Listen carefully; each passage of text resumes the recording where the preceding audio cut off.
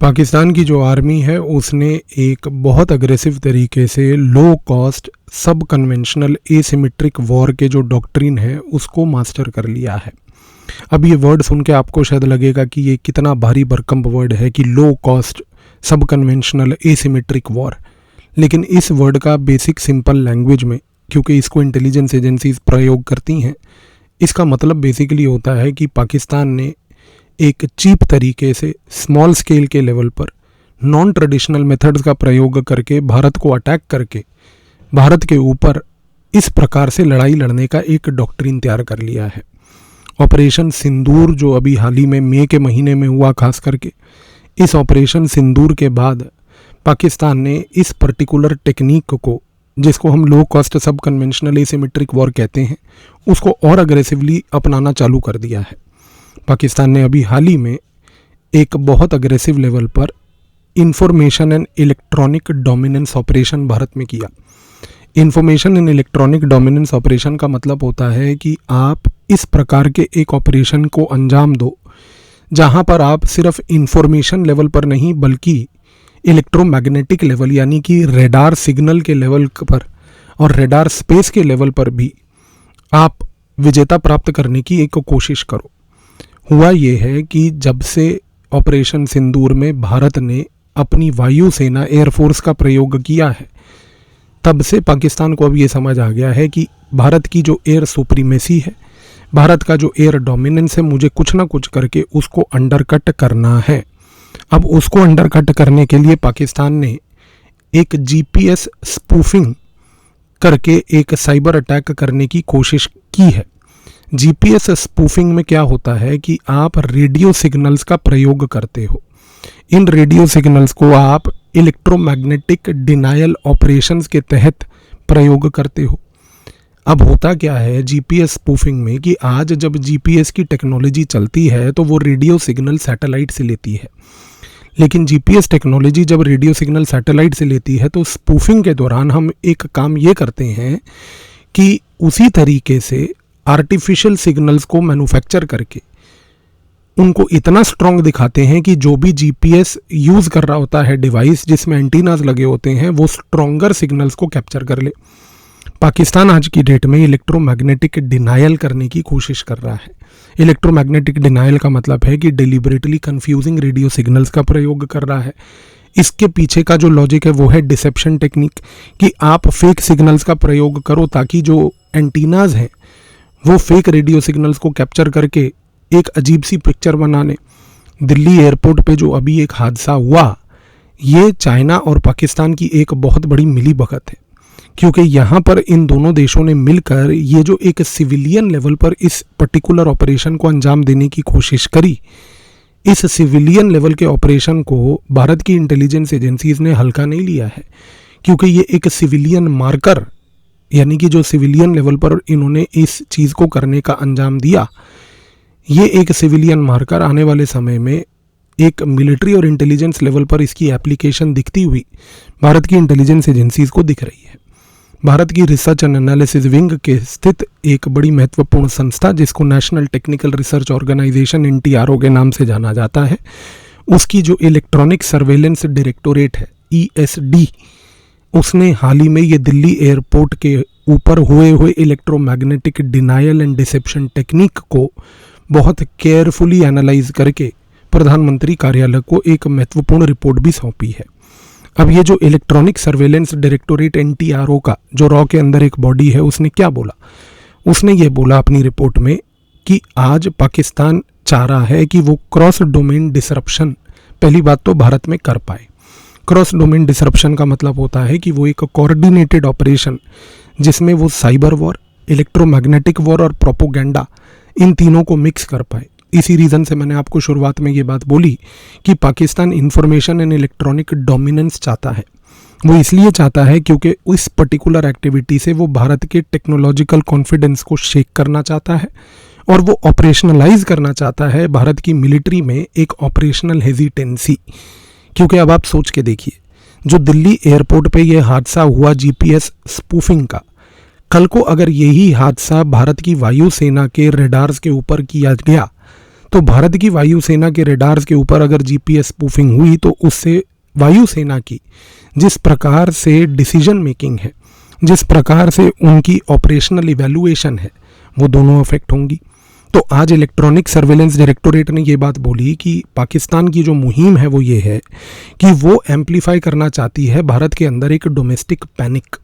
कि जैसे उन्होंने दिल्ली के एयरपोर्ट को इस प्रकार से यहाँ पर चोक करने की एक कोशिश करी, इस प्रकार के जीपीएस फेलियर को कल को वो एम्पलीफाई करके एक न्यू लेवल पर, एक अग्रेसिव बड़े लेवल पर ले जाना चाहती है। अब आप चीज़ को समझिए, यहाँ पर पाकिस्तान ने ये पूरी चीज़ को अंजाम दिया कैसे। पाकिस्तान आर्मी के बहुत सारे सिग्नल इंटेलिजेंस के जो यूनिट्स हैं और पाकिस्तान की आईएसआई के अंदर खास करके जेएसआईबी, जिसको जॉइंट सिग्नल इंटेलिजेंस ब्यूरो कहते हैं, आज इलेक्ट्रॉनिक सर्वेलेंस डायरेक्टोरेट एनटीआरओ का कहता है पहली बात कि ये दो संस्थाएं इन्वॉल्व्ड हैं।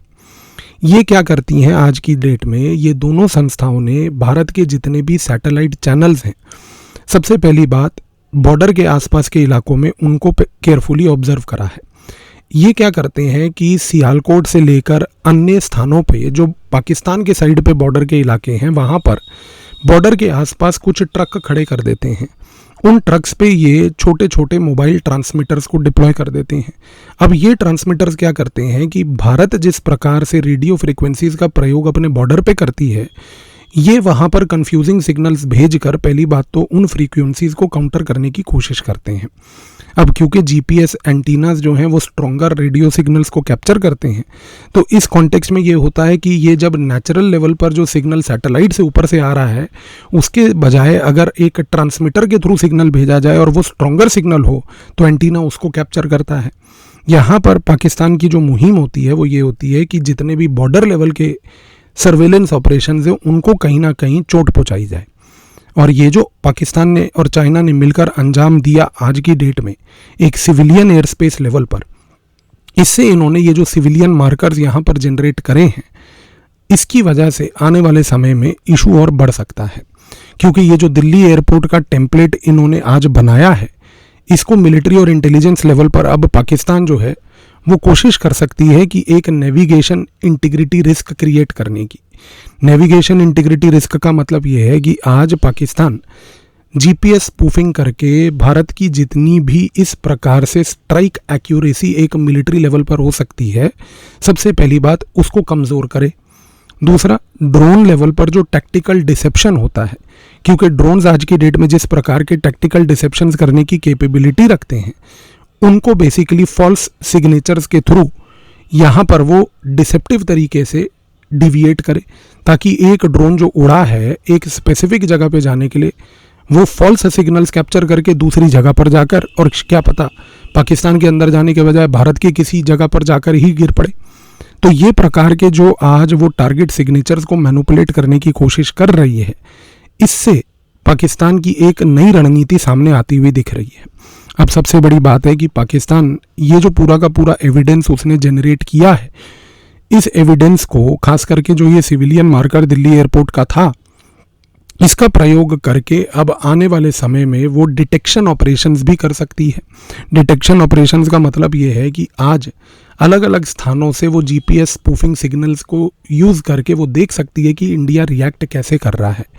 भारत की रिसर्च एंड एनालिसिस विंग इस समय एक रियल टाइम बेसिस पे एनटीआरओ के साथ मिलकर real time scanning radio signals की करने की एक टेक्नोलॉजी को डेवलप कर रही है। लेकिन जीपीएस स्पूफिंग से जब तक ये टेक्नोलॉजी डेवलप नहीं होती, तब तक पाकिस्तान पहली बात तो इस चीज़ पर काम करता रहेगा। लेकिन एनटीआरओ ने इस रिपोर्ट में बोला है कि हमारे पास एक टेक्नोलॉजी बीटीबीओ है। बीटीबीओ का मतलब है कि हमारे पास back trace and burnout technology है। यानी कि आज अगर हमारे पास इस प्रकार की एक टेक्नोलॉजी है जिससे हम पाकिस्तान के अंदर ये जो ट्रक पे स्थित एमिटर्स हैं इनको आइडेंटिफाई कर चुके हैं और कर सकते हैं, तो हमें इनको बैक ट्रेस करके वहीं पर जाकर एक ड्रोन के थ्रू पहली बात तो इनको बर्नआउट करने की आवश्यकता है। इस रीज़न से अब आप चीज़ को समझने की कोशिश कीजिए कि भारत को आज ये पता है कि पाकिस्तान एक रेयर केस में टेररिज्म के सवाए एक लो कॉस्ट एसिमेट्रिक ऑप्शन में इंफॉर्मेशन और इलेक्ट्रॉनिक और इलेक्ट्रोमैग्नेटिक डोमेन पर एक नया गेम खेलने की कोशिश कर सकती है। तो पाकिस्तान को यदि डिफीट करना है तो उसको इंफॉर्मेशन और इस इलेक्ट्रॉनिक वॉर के लेवल पर डिफीट करना है। इसके लिए भारत को चाहिए प्रिसिशन लेवल पर एयर ग्राउंड सिंक्रोनाइजेशन। ये एयर ग्राउंड सिंक्रोनाइजेशन अगर प्रिसिशन बेस्ड भारत डेवलप करेगा तो भारत यहाँ पर पाकिस्तान को एक मुंह तोड़ जवाब दे सकता है। इसलिए भारत की NTRO ने अभी हाल ही में इस इंसिडेंट के बाद एक कॉमन ऑपरेशनल पिक्चर भारत की एयरफोर्स के साथ मिलकर डेवलप करने की एक मुहिम शुरू कर दी है। अब यहाँ पर क्या होगा कि ये जो कॉमन ऑपरेशनल पिक्चर बनने जा रही है, इसमें जो ऊडा साइकिल होता है, जिसको observe, Orient, decide and act cycle कहते हैं,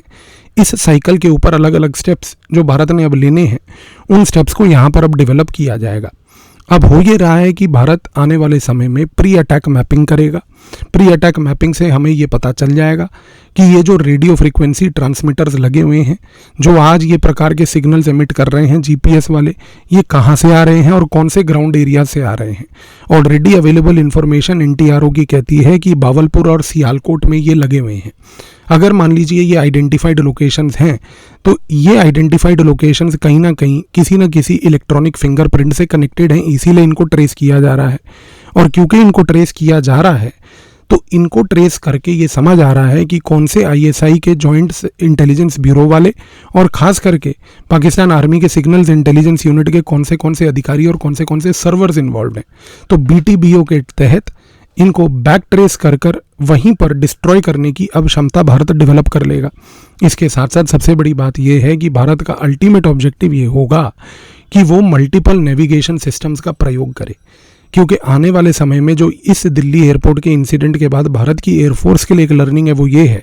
कि वो केवल और केवल GPS पे नहीं बल्कि GPS, नेविक और अन्य इंटरनेशनल जितने भी या और डोमेस्टिक हमारे अपने बनाए हुए नेविगेशन सिस्टम्स हैं उनको अपने एयरक्राफ्ट्स में इन्वॉल्व करे। इसके इन्वॉल्वमेंट से क्या होगा कि कल को पाकिस्तान अगर GPS स्पूफिंग भी करती है तो हमारे पास वो स्विच ऑपरेशन है कि हम नेविगेशन सिस्टम को स्विच करके वो स्पूफ्ड सिग्नल से बच सकते हैं। इसकी वजह से ये होगा कि एक क्लीन स्पाई कॉरिडोर क्रिएट होगा और एनिमी के जितने भी ये सिग्नल्स हैं इनको भारत इजीली आज जैम कर पाएगा। इवेंचुअली 2 टेक्निक्स काम आएंगे अंत में। पहला है सॉफ्ट स्किल। सॉफ्ट किल का मतलब ये होता है कि आप जब सॉफ्ट किल करते हो तो आप जैमर के उस सिग्नल को ही जैम कर देते हो, जो भारत अभी करने की कोशिश कर रहा है। और दूसरा है हार्ड किल, कि जहाँ पर ये ट्रक के बेसिस पे एमिटर्स पड़े हुए हैं वहाँ पर ड्रोन का प्रयोग करके इनको वहीं पर डिस्ट्रॉय कर दो। एक चीज़ तो तय है कि आज अगर पाकिस्तान ये सोच रहा है कि वो भारत की स्काई के अंदर, भारत के आसमान को एक फेक तरीके से कैप्चर कर सकता है, तो वो ये बात भूल रहा है कि वो स्काई को तो कैप्चर कर सकता है लेकिन स्काई में जो स्पेक्ट्रम है उसको इवेंचुअली भारत ही डोमिनेट करेगा। तो ये दिल्ली वाला हादसा कोई छोटा हादसा नहीं है, ये एक ऐसा हादसा है जिसने भारत के पूरे इंटेलिजेंस सेटअप में और ख़ास करके इलेक्ट्रॉनिक सर्वेलेंस डायरेक्टोरेट में जो NTRO का है उसके अंदर एक बहुत बड़ा एक मार्कर छोड़ा है, जिससे भारत ने इंस्टेंटली एक्शन लेते हुए काउंटर रणनीतियों पे काम करना चालू कर दिया है। तो आई बिलीव ये इंसिडेंट, जिसको अनफॉर्चुनेटली ना मीडिया में उस लेवल का तवज्जो और कवरेज मिली है, अब आपको ये चीज़ क्लियर हो गई होगी कि ये एक सिविलियन मार्कर था जिसका इवेंचुअल लेवल पर मिलिट्री और इंटेलिजेंस लेवल पर गेम खेलने की कोशिश पाकिस्तान करेगा आने वाले समय में। धन्यवाद।